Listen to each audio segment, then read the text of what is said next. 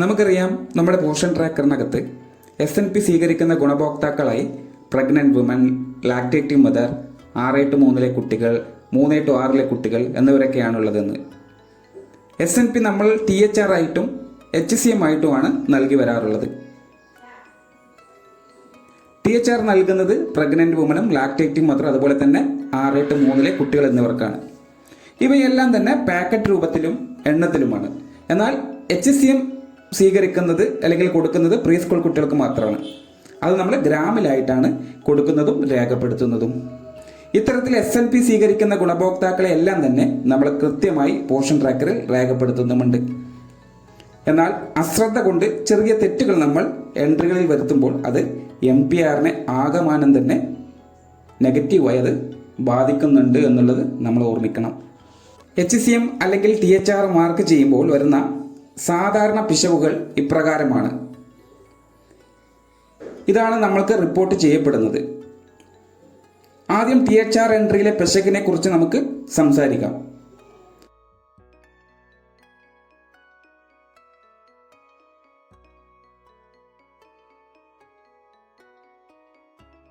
നമുക്കറിയാം, SNP സ്വീകരിക്കുന്ന ഗുണഭോക്താക്കൾക്ക് പരമാവധി ഒരു മാസത്തിൽ 30 ദിവസമാണ് നമുക്ക് കൊടുക്കാൻ കഴിയുക. അത് തന്നെയാണ് നമുക്ക് മാർക്ക് ചെയ്യാനും പോഷൻ ട്രാക്കറിനകത്ത് സംവിധാനമുള്ളൂ.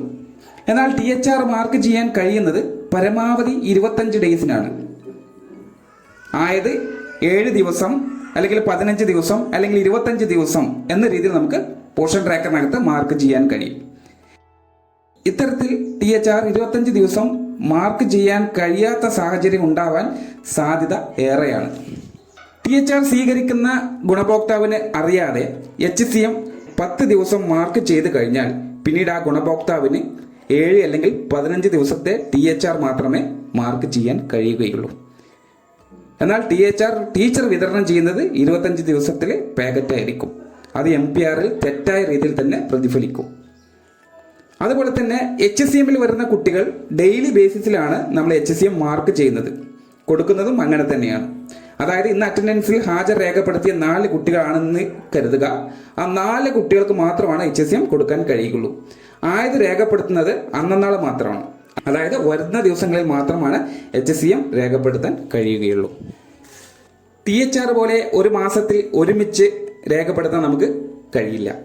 അങ്ങനെ ഇരിക്കെ 5 ദിവസം മാത്രം വന്ന കുട്ടിക്ക് HCM പേജിൽ നോക്കുമ്പോൾ ഇത് പ്രകാരം HCM ഇതുപോലെ 5 എന്ന് കാണാം.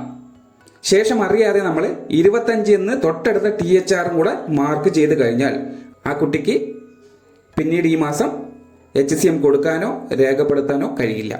തെറ്റായ എൻട്രി കാരണം ആ കുട്ടിക്ക് ലഭിക്കുന്ന HCM മുടങ്ങിപ്പോവാനും സാധ്യതയുണ്ട്. ഇത്തരത്തിൽ വീഴ്ച സംഭവിക്കാതെ എൻട്രികൾ രേഖപ്പെടുത്താൻ ടീച്ചേഴ്സ് ശ്രദ്ധിക്കുക.